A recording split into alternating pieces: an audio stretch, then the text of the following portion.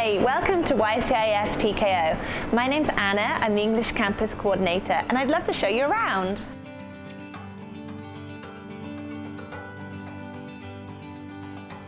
Come have a look around the ITLP classroom. In a normal day, the children are free to choose what activities they'd like to engage in. They can move around the areas as they desire, with different activities set up in different places. There'll be a mixture of sensory play, gross motor play, quiet play, reading. It really depends on the children's interest on that day. They are free to choose as they wish.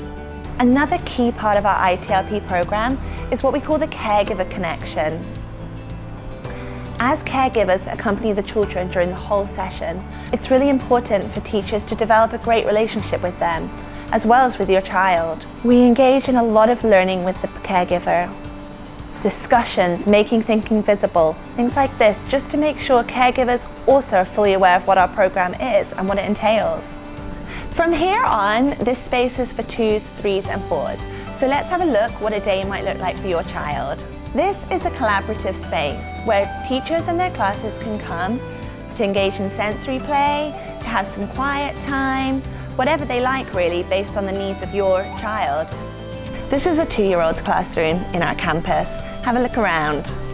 When your child arrives at school, they'll be greeted by their teachers.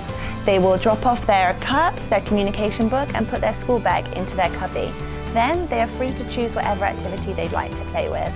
In our school, the environment is really important. We're big on sustainability and recycling, reduce, reuse, recycle. We are very blessed to have a lot of new furniture which came in very large boxes, as you can see here.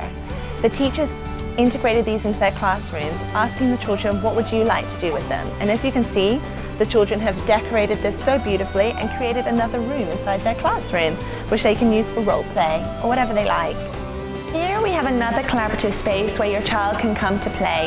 We have soft play equipment that the children can use for their gross development.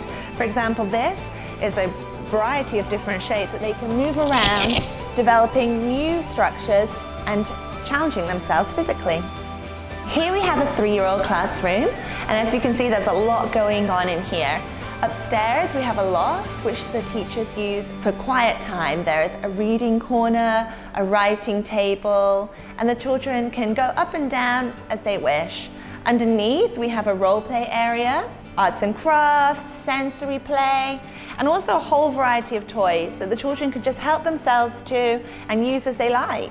At YCIS we follow an emergent curriculum. Our teachers really need to be observant about the children's interests, their needs, and then develop and plan accordingly.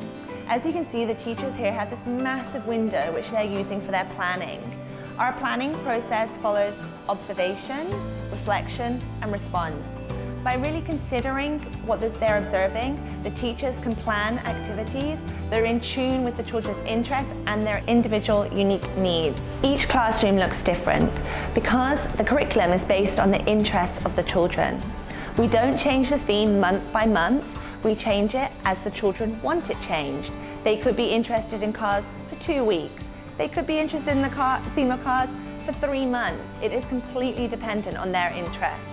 At YCIS in the ECE, all of our classrooms are bilingual, with English and Cantonese speaking teachers. For the 3s and 4s classes, we also have a Putonghua teacher. In the Emergent curriculum, the child's voice is really important, and one way we can document this is by making thinking visible activities, where the teachers write down what the children say and help the children to make sense of their thoughts. Twice a day, the children will come to the shared playground where they can engage in physical play. They can run, they can play, they can do whatever they like in this space. Sometimes they come just as their class, sometimes they will come with their age group, and sometimes we will have open campus where all the children can move freely and interact with each other. There are lots of opportunities in here for physical development. We have a ball pit, we have large blocks that the children can maneuver. We have a space to run, to jump, we have a climbing wall. There's so many different things available. Children don't always want to run and be noisy at these times. We also have areas where they can be quiet, they can sit, they can engage in small world play as well. For example, we have a tree house where the children can go, take some toys, some books, and have a chat. This space is surrounded by windows, letting in loads of natural light and giving a great view of the river. Downstairs, the classrooms are surrounded by windows. We can see out, but there's a special mirror that means nobody can see in. When your child arrives at school each day, there'll be different activities set up in different areas. There could be something set up in the construction corner, something on the art table, writing for example, and your child can choose what they'd like to do. These activities have been set up based on their interests, so there tends to be something for everyone.